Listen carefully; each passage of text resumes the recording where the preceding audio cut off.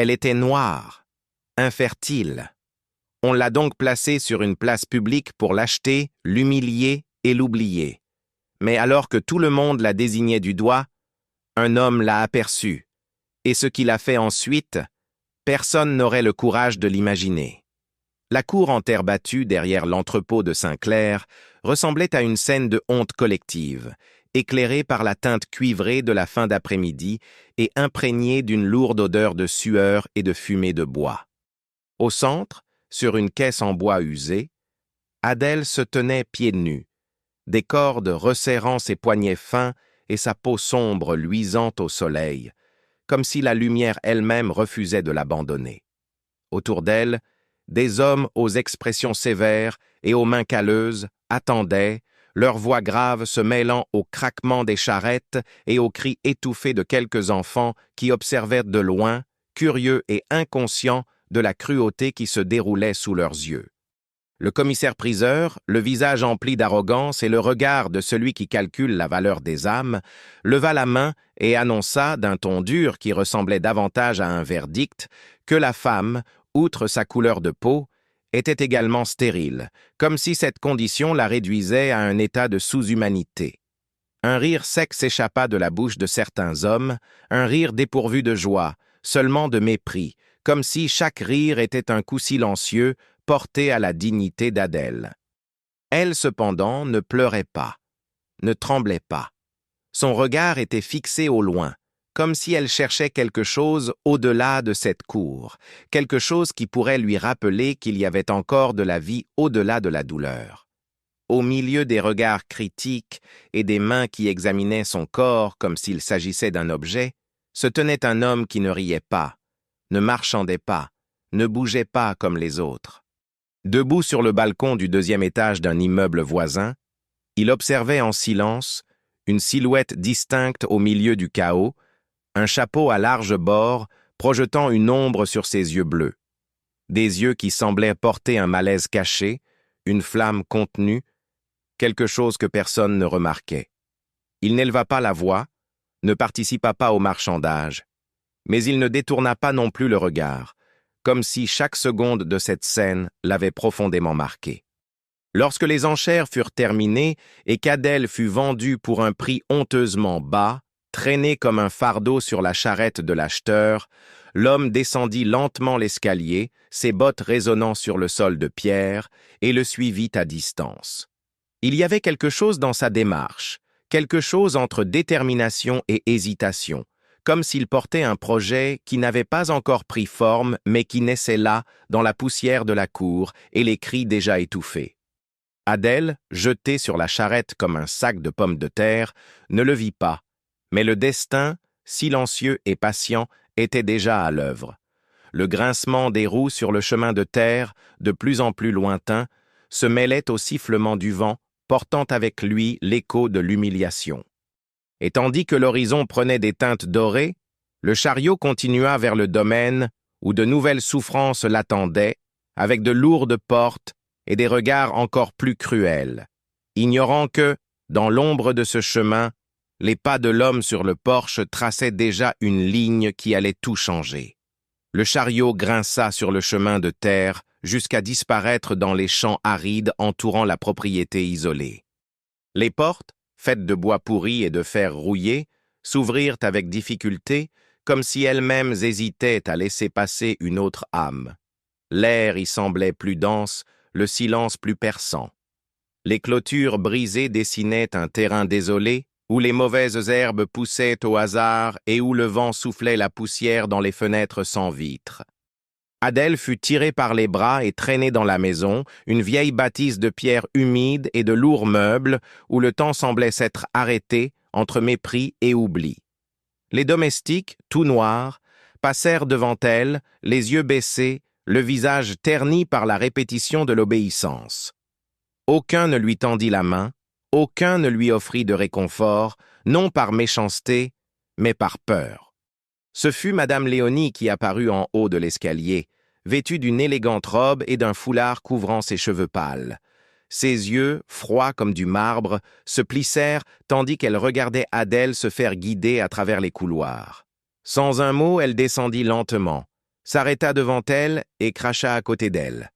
Le bruit de sa salive sur le sol résonna plus fort que n'importe quel cri. Puis, d'une voix basse et amère, elle dit « Tu ne peux même pas avoir d'enfant.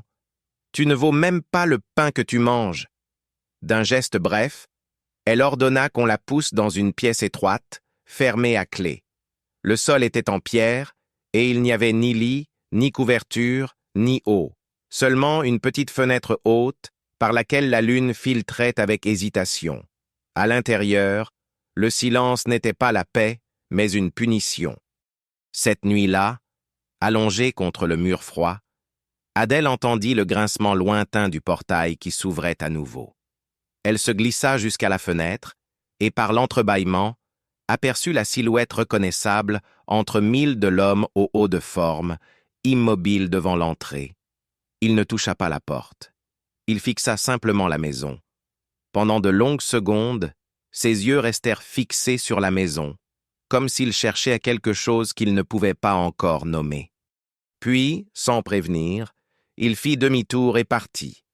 Le bruit de ses pas se perdait dans la poussière de la route, tandis que de l'autre côté de la porte verrouillée, Adèle serrait ses genoux contre sa poitrine, sentant quelque chose en elle, peut-être l'espoir, commencer à se briser lentement.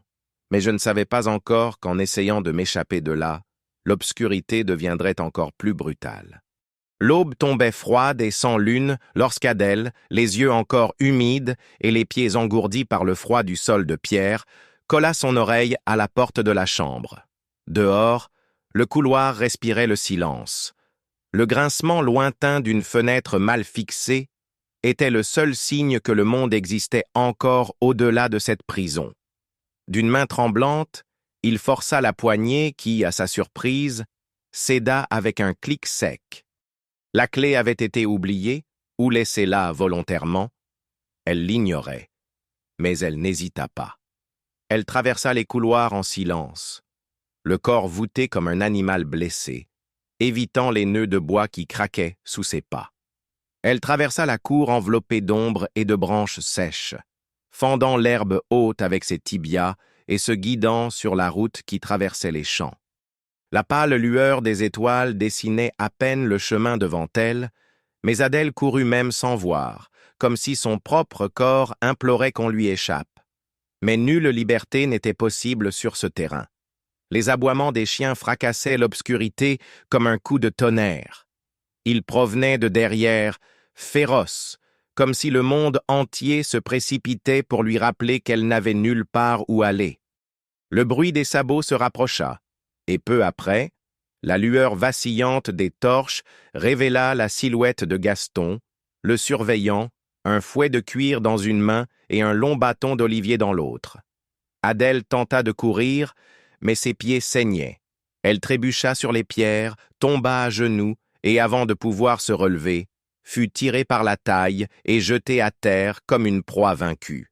Ses mains étaient cruellement liées, ses bras tirés vers le haut. Le premier coup survint sans prévenir.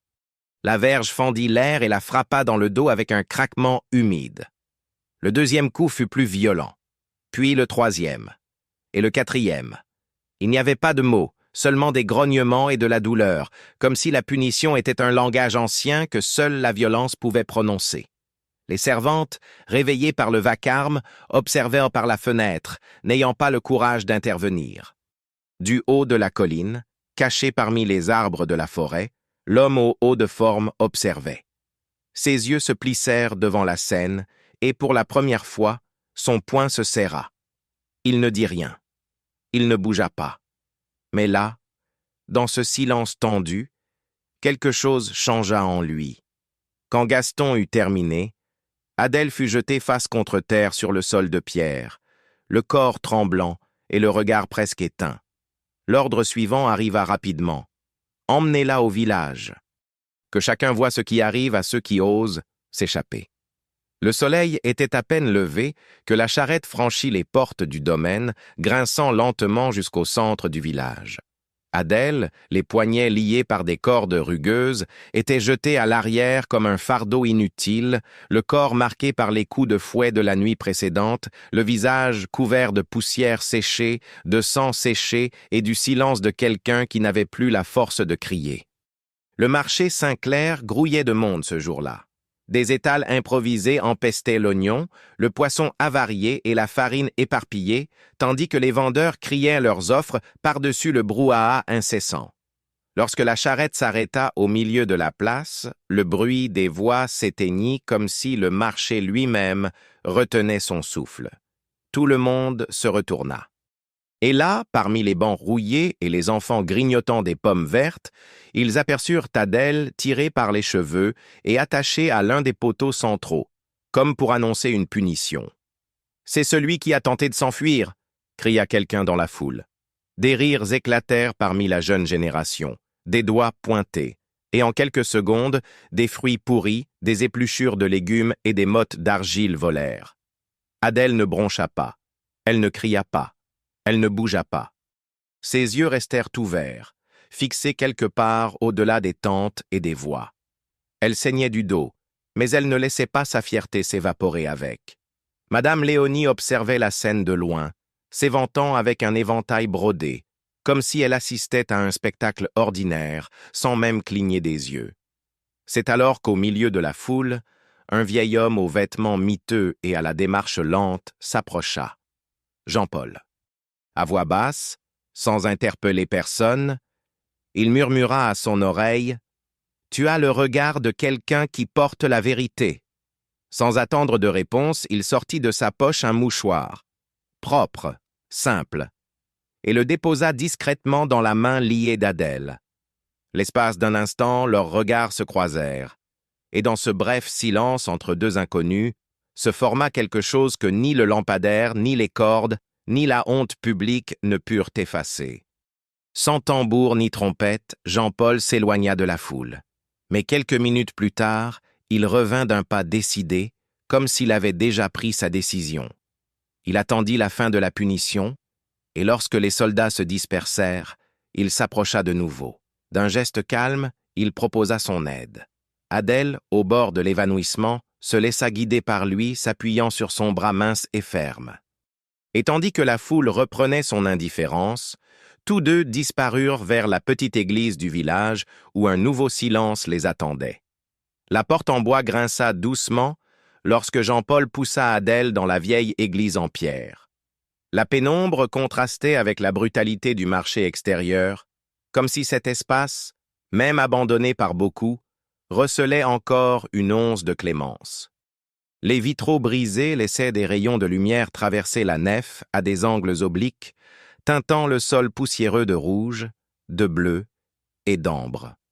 Le silence était profond, rompu seulement par le bruit des pas tremblants d'Adèle et la respiration haletante de Jean-Paul. Ils s'assirent ensemble sur les bancs usés du premier rang. Il ouvrit le petit sac en tissu qu'il portait, un linge propre, un pot d'eau tiède et des morceaux de savon gris. De ses mains douces mais calleuses, il nettoya les blessures de son dos, éliminant les restes de sang et de saleté séchée qui couvraient sa peau. Adèle ne dit rien. Elle se contenta de regarder la lumière filtrer à travers le vitrail brisé et retomber sur ses genoux comme une bénédiction silencieuse. Le père Auguste, un homme aux cheveux gris et à l'expression réservée, émergea du fond de la chapelle. Il s'arrêta à quelques pas des deux. Son regard oscillait entre la compassion et sa rigidité habituelle. Pendant quelques secondes, il resta immobile, jusqu'à ce que, d'un geste presque imperceptible, il dépose un morceau de pain sec sur l'autel latéral. Puis, il s'éloigna sans rien dire. Jean-Paul remarqua le geste, mais ne fit aucun commentaire. Il offrit simplement le pain à Adèle, qui le tenait de ses doigts fragiles, comme si elle tenait quelque chose de sacré. Un instant, elle ferma les yeux. Ce n'était pas la faim, c'était le souvenir. Et dans ce silence qui emplissait chaque recoin de la petite église, il y avait quelque chose de plus profond que la prière. Il y avait la reconnaissance. Dehors, caché dans l'escalier surplombant la cour de l'église, L'homme au haut de forme observait en silence. Sa présence, toujours distante, semblait désormais plus proche, plus agitée. Son regard était fixé sur le vitrail brisé, comme s'il cherchait, dans ces fragments de couleurs, une issue à quelque chose qu'il ne comprenait pas encore. L'après-midi touchait à sa fin lorsque des pas fermes traversèrent à nouveau le cimetière. Un domestique de la maison du gentilhomme arriva pour raccompagner Adèle. Jean-Paul se leva lentement. Il l'aida à se relever, ajusta l'écharpe autour de son cou et dit simplement « Quand la nuit sera trop sombre, souviens-toi de cette lumière. » Et ainsi, les pieds encore marqués par la pierre et le regard plus silencieux que jamais, Adèle fut ramenée à la maison où les portes se verrouillèrent plus fort qu'avant. La petite pièce où Adèle avait été laissée à son retour de l'église semblait encore plus petite qu'avant. La lumière de fin d'après-midi filtrait à peine par la petite fente de la fenêtre, jetant sur les murs de pierre une ombre qui rendait l'espace plus froid et plus silencieux. Une odeur de poussière ancienne et de bois humide imprégnait l'air, tandis que le silence pesait lourd, comme si les objets eux-mêmes ressentaient la douleur qui habitait désormais cet espace. Assise dans un coin, les genoux repliés et les pieds recouverts d'un vieux tissu, Adèle respirait lentement. Son corps la faisait encore souffrir, mais c'était une douleur différente qui la brûlait intérieurement, une douleur qu'on ne pouvait faire disparaître ni au savon ni à l'eau chaude. Son regard parcourut la pièce jusqu'à ce qu'il se pose sur une boîte cassée, oubliée sous une étagère de travers. À l'intérieur, parmi les chiffons et les pages jaunies, reposait un carnet à la couverture bleue délavée, dont les bords étaient rongés par le temps. Adèle l'ouvrit avec précaution, comme si elle touchait quelque chose de sacré. Sur les premières pages, des gribouillis d'enfants, des chiffres tordus, des dessins de poules, puis des pages blanches. Elle prit un fusain dans un coin du mur et y écrivit le nom de sa mère, comme si, en traçant ces lettres, elle pouvait l'arracher à l'oubli. Puis elle se mit à griffonner des phrases, des passages épars, des mots qu'elle n'avait jamais osé dire à voix haute. C'était une poésie brisée, tremblante et pourtant vivante. Arrivée à la dernière page, quelque chose en elle hésita. Elle relut ce qu'elle avait écrit, puis déchira le morceau de papier avec ses dents et le porta à sa bouche. Elle mâcha lentement, comme si chaque mot avalé était une promesse enfouie en elle, un secret que personne ne lui volerait jamais. Elle déglutit avec difficulté, ferma les yeux et laissa le silence tout envahir à nouveau. Quelques minutes plus tard, un léger bruit attira son attention, un léger grattement provenant de la fenêtre. Elle s'approcha et, sur le rebord de pierre, découvrit quelque chose qui n'était pas là auparavant. Une fleur. Simple, d'un violet profond, encore couverte de gouttes de rosée. Aucun mot, aucun signe de qui l'avait laissée. Mais Adèle savait. L'homme au haut de forme était passé. D'une main délicate, elle prit la fleur et la plaça entre deux pages de son carnet. Et c'est à cet instant précis, dehors, entre les colonnes du jardin, qu'un rire d'enfant perça le silence comme une brise inattendue, légère, curieuse, vive. Adèle se retourna lentement et vit pour la première fois le regard d'une jeune fille blonde qui l'observait derrière les feuilles. La jeune fille blonde scrutait à travers les feuilles avec les yeux écarquillés de quelqu'un qui vient de découvrir un secret que le monde tente de cacher. Margot, 12 ans et pieds nus, fit un autre pas timide entre les nénuphars jusqu'à ce que le feuillage s'ouvre et que son visage émerge pleinement. Ses cheveux blonds tombaient librement sur ses fines épaules et elle tenait dans ses mains un livre, la couverture tournée vers sa poitrine, comme s'il dissimulait quelque chose de trop précieux pour être révélé. Adèle, toujours le carnet sur les genoux et la fleur entre les pages, ne sursauta pas. Elle observa simplement en silence, l'enfant la fixait sans peur, sans jugement, sans dicter son regard. Margot resta silencieuse un instant. Puis, d'une voix fluette, presque musicale, elle demanda « Sais-tu chanter » Adèle hésita. Les mots la brûlaient encore.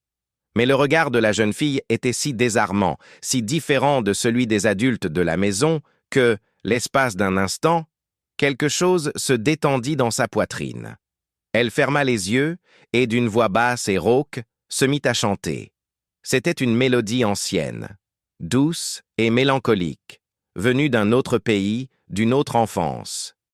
La chanson semblait danser au gré du vent parmi les nénuphars, et pendant quelques secondes, le jardin cessa d'être une prison pour devenir un havre de paix.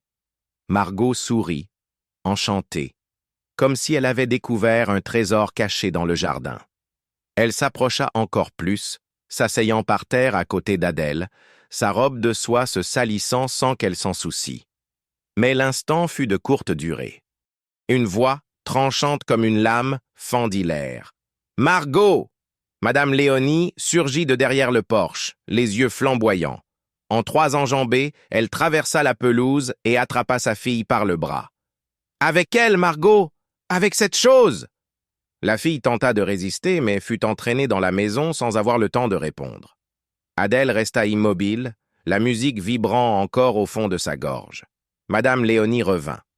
Il la regarda comme s'il affrontait la peste et, sans un mot, la gifla 2 fois et lui frappa le bras avec une canne.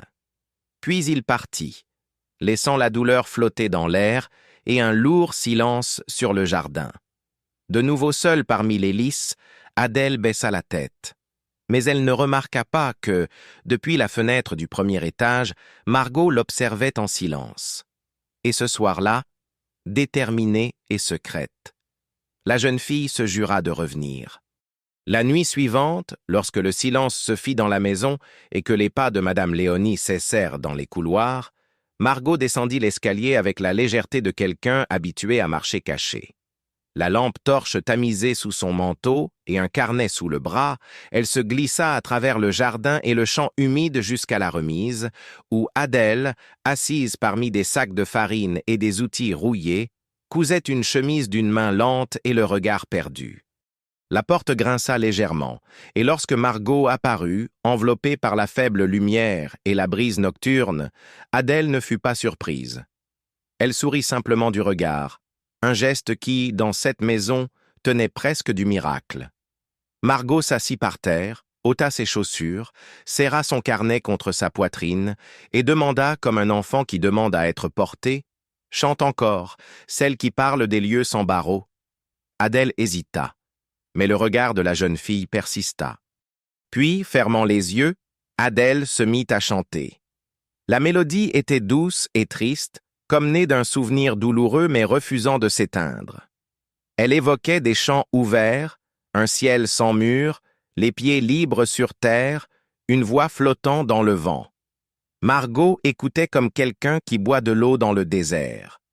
Et tandis que la chanson flottait dans l'air, elle écrivait à la hâte, cachée entre les pages de son carnet, chaque couplet, chaque mot, comme si elle voulait coudre sur le papier le monde que la musique révélait. Quelques heures plus tard, de retour dans sa chambre, Margot laissa son carnet sur son bureau. Elle s'endormit, le sourire aux lèvres, les pieds encore couverts de terre. Le lendemain matin, en ouvrant la porte de la chambre de sa fille, Henri, l'homme au haut de forme, vit le carnet ouvert sur la table. Il lut les vers qui y étaient inscrits, et tandis qu'il lisait, un souvenir lui revint en mémoire. Cette voix, cette mélodie. Il l'avait entendue au marché, quand la femme noire était battue en silence et que le monde autour d'elle l'ignorait. Il referma lentement le carnet. Il quitta la pièce d'un pas décidé, traversa le couloir et appela un domestique. L'ordre fut bref et sec. « Amenez le contremaître, maintenant !» Et dans toute la maison, le silence s'installa comme une menace qui n'avait toujours pas de nom. La lourde porte du bureau se referma dans un bruit sourd, étouffant les bruits de la grande maison et plongeant les 2 hommes dans un silence pesant. La pièce était sombre, avec des rideaux tirés, des meubles sombres et une odeur de vieux tabac mêlée au bois humide. Henri se tenait derrière son bureau, son haut de forme posé sur une chaise proche, les yeux rivés sur une épaisse enveloppe posée sur la table. De l'autre côté, le contremaître Gaston, encore en sueur après son travail au champ, gardait les mains jointes, le menton légèrement relevé, cherchant à déchiffrer l'intention derrière cette convocation inattendue. Henri n'était pas du genre à mâcher ses mots. Il regarda Gaston droit dans les yeux avec un sang-froid contenu. Non pas de la colère, mais quelque chose de plus lourd. Une profonde déception, ou peut-être la lassitude d'une farce trop longue. D'une voix basse et ferme, il s'adressa au contremaître. « Tout est là-dedans, » dit-il sans lever la main. « Prends-le et disparais. Emporte ta brutalité avec toi. Je ne veux plus de tes méthodes sur cette propriété. » Gaston ne répondit pas. Son regard se porta lentement sur l'enveloppe, puis sur le visage d'Henri. La tension était palpable, mais il savait qu'il n'avait pas le choix. Il prit l'argent, le mit dans sa poche sans le remercier, se retourna silencieusement et quitta le bureau d'un pas lourd, claquant la porte derrière lui comme s'il emportait plus que des pièces. L'après-midi même, il partit sans dire au revoir. Il monta à cheval et s'engagea sur la route qui traversait les champs arides sans laisser de traces. Les servantes l'observaient par les fenêtres, soulagées mais incapables de comprendre pleinement le changement. Dans le bureau, Henri resta un moment immobile. Quelques minutes plus tard, il sortit un morceau de papier de la poche de son gilet et inscrivit le nom de Jean-Paul d'une écriture précise. Puis il appela un domestique de confiance et lui murmura quelque chose à l'oreille. Le domestique acquiesça et sortit par la porte latérale du manoir, se dirigeant rapidement vers la villa. Le domestique suivit le chemin de terre qui menait au village et, au crépuscule, revint sans un mot, avec seulement un bref signe de tête qu'Henri interpréta comme une confirmation. Peu après, sans tambour ni trompette, Henri quitta le domaine par une route secondaire, monté sur un cheval sombre et discret. Il arriva à Saint-Clair alors que les ombres s'étendaient déjà sur les toits et que les lampadaires commençaient à vaciller. Il parcourut les rues étroites jusqu'à atteindre la ruelle derrière la boulangerie. Un espace oublié parmi les sacs de farine et les boîtes empilées, où l'odeur de levure et de vieux bois se mêlait au silence des conversations qui n'ont lieu que loin des yeux du village. Jean-Paul l'attendait déjà, adossé au mur de pierre, les mains jointes, le visage partiellement caché par son chapeau usé. Son regard, cependant, était alerte, comme s'il savait que cette rencontre avait un poids différent de toutes les autres conversations qu'il avait eues avec des hommes de la stature d'Henri. Henri s'approcha sans se presser, d'un pas ferme et mesuré. Pendant un instant, aucun d'eux ne dit un mot. Seuls les bruits lointains du village emplirent l'air. Une sonnette, le rire d'un enfant, le grincement d'une charrette. Henri rompit alors le silence. « Qu'as-tu trouvé chez cette femme ?» demanda-t-il sans détour, comme s'il avait plus besoin d'entendre que de comprendre. Jean-Paul leva lentement les yeux. Il y avait de la tendresse dans ses yeux, mais aussi les cicatrices de quelqu'un qui avait appris à reconnaître la grandeur là où d'autres ne voyaient que du fardeau. « La foi », répondit-il d'une voix basse et ferme. « La foi là où il n'y a plus d'espoir. Une lumière qui ne s'éteint jamais, même sous la boue. » Henri hocha légèrement la tête, comme s'il entendait quelque chose qu'il savait déjà, mais qui avait besoin d'une confirmation. Il sortit une enveloppe de la poche intérieure de son manteau et la tendit discrètement à Jean-Paul. « Utilise-la, pour tout ce dont tu as besoin. Protège-la, mais sans qu'elle sache que c'est moi. » Jean-Paul prit l'enveloppe sans poser d'autres questions. Il baissa simplement la tête dans un geste d'acceptation retenue. Henri recula d'un pas, disparaissant dans l'ombre de la ruelle, tel un homme porteur d'un secret qui n'a pas encore de nom, mais qui, tôt ou tard, changera tout. Et ce soir-là, à la lueur vacillante d'une lampe, Jean-Paul commença à rassembler des feuilles de papier, des cahiers et quelques vieux bancs. Il était temps d'apprendre à Adèle à donner forme aux mots qui brûlaient encore silencieusement en elle. Le grenier de l'ancien presbytère sentait la poussière et les livres oubliés, mais c'était le seul endroit où le silence n'était pas synonyme de peur, mais de promesse.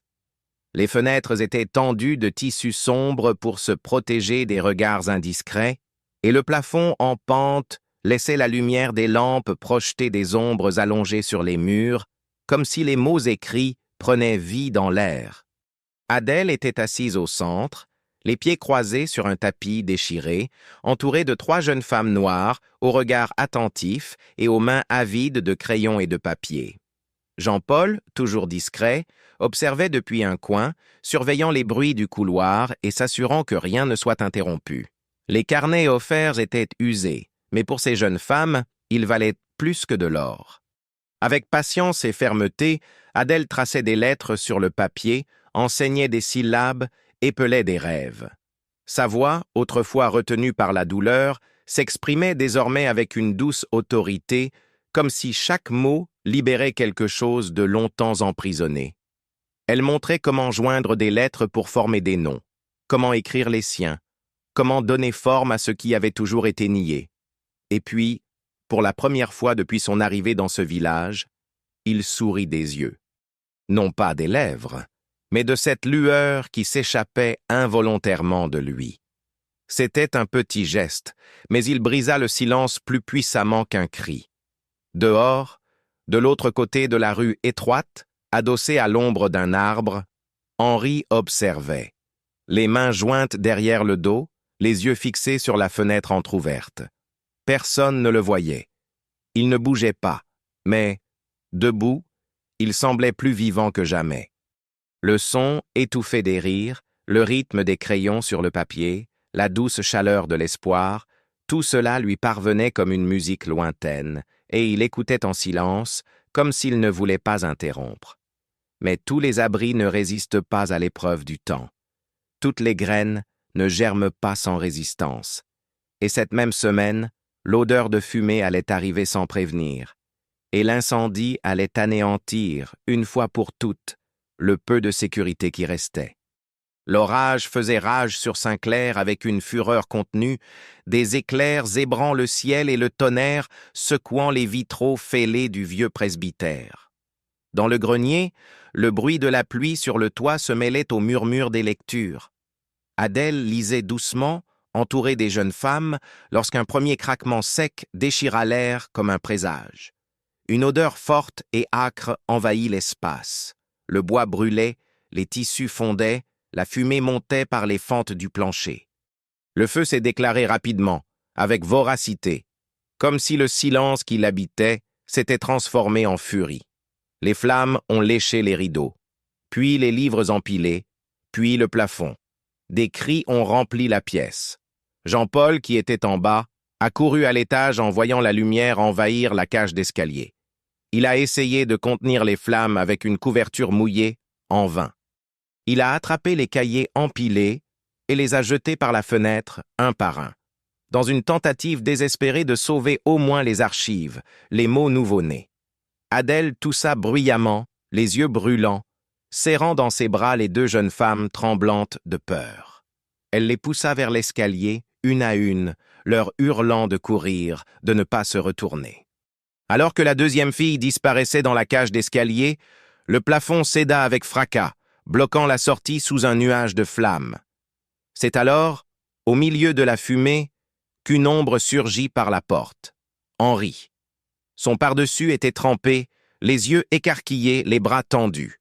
Il traversa le feu comme si de rien n'était. Il trouva Adèle allongée là, essoufflée, la peau déjà marquée par les étincelles. Sans hésiter, il la prit dans ses bras et, lui protégeant le visage contre sa poitrine, traversa les flammes, perçant la fumée jusqu'à la sortie de service. Personne ne les vit. Une foule commença à se rassembler devant la maison, attirée par les flammes et le bruit, tandis qu'Henri disparaissait à l'arrière, Adèle inconsciente dans ses bras, la pluie leur lavant le visage dans l'obscurité. Ce même matin, tandis que le feu consumait encore la toiture du presbytère et que les villageois murmuraient entre eux leur étonnement, Henri franchit les limites du village, emmenant Adèle en silence dans sa maison de campagne, où aucune porte n'était fermée à clé. La maison de campagne était nichée au cœur des collines, loin du village et du monde, entourée d'arbres centenaires qui murmuraient au vent. Les journées commençaient dans le silence de la brume et se terminaient par le chant lointain des grillons. Dans la pièce aux grandes fenêtres, Adèle se réveilla lentement, sentant le bois humide et les draps propres. Son corps la faisait encore souffrir, mais pour la première fois, il n'y avait plus de barreaux, plus de cris, plus de chaînes invisibles. Seul résonnait le doux bruit d'une bouilloire au loin et le faible battement de sa respiration. Henri était là, assis près du lit, les mains jointes sur les genoux, comme s'il observait non pas avec autorité, mais avec attention. Lorsqu'Adèle ouvrit les yeux, il ne dit rien tout de suite. Il se leva simplement, versa un verre d'eau et le lui tendit doucement. Elle l'observa avec une suspicion contenue, ses yeux cherchant à déchiffrer son geste. Puis, dans un murmure rauque, il demanda « Pourquoi m'as-tu sauvé ?» Henri prit une profonde inspiration. Il s'approcha de la fenêtre, contempla un instant les collines, puis se tourna vers elle avec le regard le plus humain qu'il ait jamais eu. « Parce que personne n'a jamais sauvé ma mère. » Il se rassit et, sans se presser, raconta l'histoire. Il parla de la femme noire qu'il avait mis au monde en secret, une servante d'une propriété lointaine, morte d'une fièvre sans jamais avoir été appelée par son nom. Il dit avoir été élevé par l'épouse blanche de son maître, mais que le silence de l'absence de sa mère l'avait toujours hanté. Il dit que la seule fois où il avait vu quelqu'un qui lui ressemblait, c'était là, dans cette cour, lorsqu'Adèle refusait de baisser les yeux. Adèle l'écouta sans l'interrompre. Il y avait de la vérité dans cette voix, pas d'excuse, pas de pitié, mais quelque chose de brut et d'irrémédiable. Pour la première fois, elle ne se sentait pas inférieure à cet homme, juste différente et proche. Dehors, des nuages lourds s'abattaient sur la vallée, et à l'intérieur du manoir Saint-Clair, Madame Léonie fouillait la chambre de sa fille à la recherche d'un mouchoir disparu. C'est alors qu'en interrogeant la servante, elle entendit un nom qu'elle n'avait pas entendu depuis des jours, et un murmure qui la fit pâlir. Elle serra les poings, laissa tomber son éventail, et sans attendre une voiture, partit à pied, les yeux brûlants de fureur. Le matin se levait à peine lorsque les pas de Madame Léonie fendirent les collines comme des lames acérées. Sa robe pâle traînait dans la boue et son visage, couvert de sueur et tiré, ressemblait plus à de la pierre qu'à de la peau. Elle ne demanda pas la permission, ne frappa pas. Elle fit irruption dans la maison de campagne comme un orage tardif, brisant le silence de sa haine refoulée. Henri était dans le salon, assis dans un fauteuil en cuir, parcourant quelques papiers près de la cheminée éteinte. Adèle, toujours pâle, lisait en silence près de la fenêtre, enveloppée dans un châle sombre. Quand Léonie entra, le monde sembla s'arrêter. Son regard se porta droit sur Adèle, puis sur son mari, comme si l'espace qui les séparait était un crime. « Elle t'a ensorcelé !» cracha-t-il, sa voix oscillant entre haine et incrédulité. Henri resta assis. Il ne cria pas. Il ne détourna pas le regard. Il répondit simplement, d'une voix calme et ferme. « Non, elle m'a libéré. » La phrase flottait dans l'air comme une phrase. Léonie tituba légèrement, comme frappée par une gifle invisible. Ses mains tremblantes se tendirent vers le dossier d'une chaise. Mais Henri se levait déjà et se dirigeait vers le bureau à côté d'elle. D'un tiroir, il sortit une chemise en cuir. Il l'ouvrit. Il en sortit des documents déjà préparés, signés. Et là, devant celle qui, pendant des années, avait représenté la façade d'une maison, il apposa sa signature définitive. « Ici se termine ce qui n'a jamais vraiment commencé », dit-il en lui tendant calmement les papiers. Léonie ne les prit pas. Elle se contenta de fixer la scène, muette, le visage rouge de colère et d'humiliation. Il n'y avait plus rien à dire. La maison n'était plus à elle, ni à son mari, ni à elle. Adèle ne bougea pas, mais son cœur battait fort. C'était la première fois qu'elle voyait un homme blanc tout rompre pour elle, non pas par passion ou par culpabilité, mais par choix. Cet après-midi-là, muni de quelques bagages et d'un pas sûr, Henri monta dans la voiture avec Adèle. Et tandis que la campagne disparaissait par la lunette arrière, les lumières de Paris commencèrent à apparaître à l'horizon, comme une nouvelle histoire sur le point de s'écrire. La voiture franchit les limites de la ville avant l'aube, et le Paris de 1897 se déploya devant les yeux d'Adèle, tel un univers palpitant dans un autre temps. Les rues pavées, noyées dans le brouillard, reflétaient les lueurs des becs de gaz, et les cafés bordant la Seine étaient remplis d'artistes aux chapeaux de travers, de femmes en longues robes et de vendeurs de journaux aux poches pleines de titres. Henri marchait à ses côtés, naturellement, comme s'il n'y avait aucune différence entre eux, comme si le monde entier était déjà habitué à voir une femme noire, bras dessus, bras dessous, avec un homme blanc en haut de forme et par-dessus impeccable. Mais Adèle ressentait le poids de chaque pas. Elle sentait les regards la transpercer, les couches invisibles du jugement, la peur de ne pas appartenir. Dans une élégante maison du quartier de Montmartre, Henri la présenta à un petit groupe d'amis. Des intellectuels, des musiciens, des critiques d'art et des bohèmes, à la voix traînante et au verre constamment plein. Adèle resta collée au mur, le regard baissé, le corps tendu. Quand on s'approcha d'elle et lui demanda d'où elle venait, elle murmura simplement « Nulle part ». Plus tard, dans un coin de la pièce, elle murmura à Henri, la voix tendue « Je ne suis rien ». Il se pencha lentement, les yeux doux, et répondit fermement « Vous êtes les seuls à avoir survécu ». Le silence qui s'installa entre eux sembla plus profond que toutes les conversations environnantes. Henri lui fit alors signe de s'approcher de la petite cheminée, où quelques invités récitaient des vers et de la prose. Avec hésitation, la voix brisée et les doigts tremblants, Adèle sortit un morceau de papier plié de sa poche. Elle le lut. C'était son poème, un souvenir inscrit entre les murs de la douleur. Il parlait de nuits où le corps n'était plus le sien, de cris ravalés, de racines arrachées, mais aussi de quelque chose qui restait, même si personne ne le voyait. Sa voix s'éleva tandis qu'elle lisait, et lorsqu'elle eut terminé, le silence retomba dans la pièce. Aucun verre ne tintait, aucun commentaire, juste des regards fixes, des cœurs repliés sur eux-mêmes. Et parmi ces regards silencieux, un couple s'illumina plus intensément encore. C'était Élise Duret, rédactrice en chef du magazine Étoile Noire, qui traversa la pièce d'un pas assuré, le regard fixe, et s'arrêta devant Adèle avec un sourire discret et la question qui allait tout changer.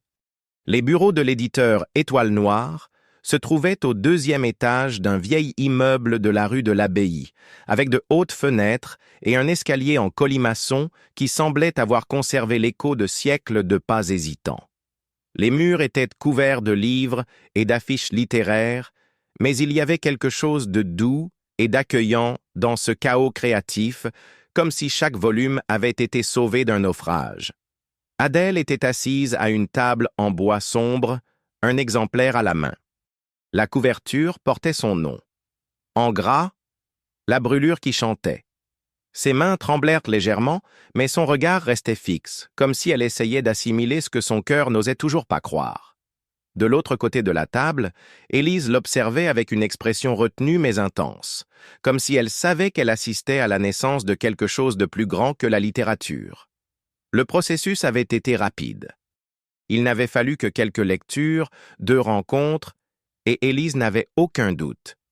Vos mots sont de la chair, ils sont du sang, ils sont du silence et un cri à la fois, avait-elle dit quelques jours plus tôt. Maintenant, le livre était là, imprimé, relié, réel.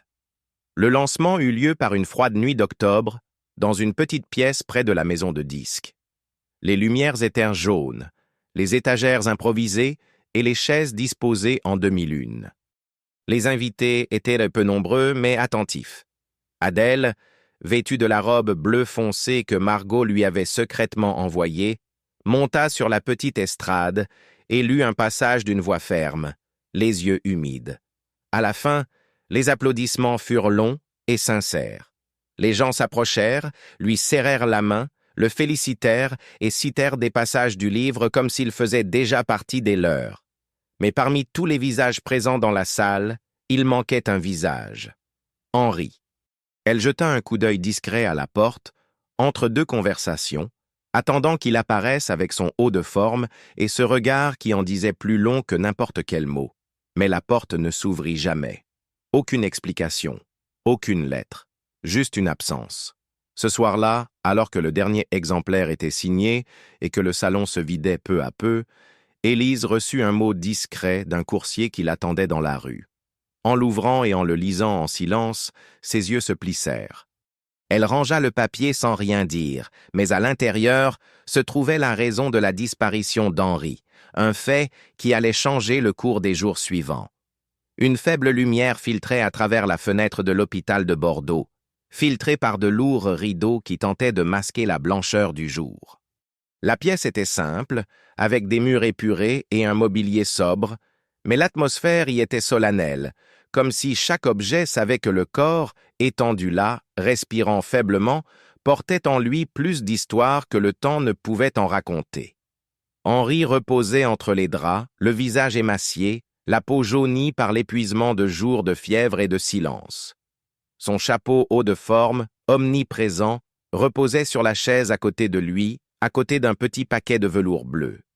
Sur la petite table, une feuille de papier froissé, encore humide d'encre, reposait à côté d'une enveloppe cachetée. Les doigts tremblants, il termina d'écrire la dernière ligne de la lettre. La plume vacillait, mais l'écriture, malgré sa faiblesse, était encore reconnaissable. C'était un adieu, certes, mais sans amertume. Les mots contenaient une demande de pardon non exprimée directement, et une gratitude si profonde que même la mort ne pouvait l'effacer. Lorsqu'il eut terminé, il poussa un profond soupir. Il appela l'infirmière d'un geste presque invisible et, avec effort, lui plaça 2 objets, la lettre, scellée d'un simple sceau, et la broche en or discrètement gravée du nom « Adèle au dos ». Il murmura simplement « Donne-le-lui, si je ne peux pas ». L'infirmière hocha la tête en silence, les yeux remplis de larmes. Elle lui tint la main quelques instants, comme si elle tenait le dernier lien entre 2 vies qui s'étaient croisées au-delà de la logique et du temps. Henri ferma les yeux aussitôt. Son corps prit une dernière inspiration, longue et calme, comme s'il libérait tout ce qu'il avait silencieusement porté. Puis la pièce retomba dans le silence. Ignorant le départ, Adèle resta à Paris, entre lectures et interviews, sans imaginer que, un matin futur, les pas de Margot lui apporteraient la dernière vérité d'un homme qui ne lui a jamais dit adieu. La pluie s'abattait doucement sur les fenêtres de la maison parisienne d'Adèle, lorsque la sonnette retentit, rompant la monotonie de cet après-midi d'automne. Elle descendit l'escalier, enveloppée dans un châle sombre, les pieds nus sur le sol froid, et, en ouvrant la porte, elle trouva Margot, devenue une jeune femme au visage ferme, mais au regard encore empreint de la douceur de l'enfance. Elles restèrent silencieuses pendant de longues secondes. Le temps semblait suspendu entre passé et présent. Margot sortit une enveloppe usée et un petit paquet en velours bleu de la poche de son pardessus. Elle les lui tendit d'une main légèrement tremblante. « Il t'a écrit avant de partir. Il a gardé ça jusqu'à la fin. » Adèle ne répondit pas. Elle ferma doucement la porte et conduisit Margot dans le salon, où elles s'assirent face à face, la lumière de l'après-midi se reflétant sur le bois verni de la table. D'une main délicate, Adèle brisa le sceau et déplia la lettre. L'écriture d'Henri était ferme mais chargée d'émotion. Elle lut en silence. « Adèle, tu m'as redonné mon humanité. Par ta force, par ton silence, par ton courage. Tout ce que j'ai, qui appartenait autrefois à ceux qui ont fait taire ma mère, est désormais à toi. La maison, le terrain, les fondations. Parce que c'est seulement en toi que j'ai trouvé la vérité. Vous êtes le monde qui aurait dû exister depuis le commencement. Henri. » Les mots, bien que brefs, transpercèrent Adèle comme des lames de tendresse. Lorsqu'elle eut fini de lire, ses yeux brûlèrent. Elle ne pleura pas, mais tout son corps semblait exprimer un remerciement silencieux. Margot ouvrit alors le petit paquet et révéla la broche. Une broche ovale en or, avec son nom gravé au dos. Adèle tenait l'objet entre ses doigts, comme si elles redécouvraient quelque chose qu'elles ignoraient avoir perdu. Elles restèrent là, côte à côte, quelques minutes. Puis Margot sourit et dit « Il rêvait que tu construises quelque chose de plus grand, quelque chose de durable. » Ce soir-là, sous le ciel gris de la ville, Adèle était assise seule à table, la lettre ouverte devant elle et la broche posée sur sa poitrine. Et à l'aube du lendemain, elle convoqua Élise, Jean-Paul et un groupe de femmes oubliées. Il était temps d'ouvrir les portes de ce qui allait devenir la fondation. Le soleil matinal dorait les toits fraîchement rénovés du village de Saint-Clair, désormais méconnaissable pour ceux qui le connaissaient, envahi par la poussière, la peur et les murs invisibles des préjugés. La place centrale, autrefois marquée par les châtiments publics et le silence complice, abritait désormais de nouveaux bancs, des parterres de fleurs et le son entraînant des rires d'enfants. Là où se dressait autrefois un poteau d'humiliation, se dressait désormais une sculpture de mains jointes, sculptée dans la pierre pâle. Sur le bâtiment blanc aux larges fenêtres, qui abritait autrefois un entrepôt délabré, une nouvelle enseigne était accrochée à l'entrée. Les mots, gravés avec élégance et fermeté, étaient écrits en lettres de bronze « Fondation Henri and Adèle » pour ceux qui n'ont pas pu crier. À l'intérieur, le mouvement était intense. Des enfants noirs couraient dans les couloirs, portant cahiers, pelotes de tissu, poupées de chiffon aux yeux brodés.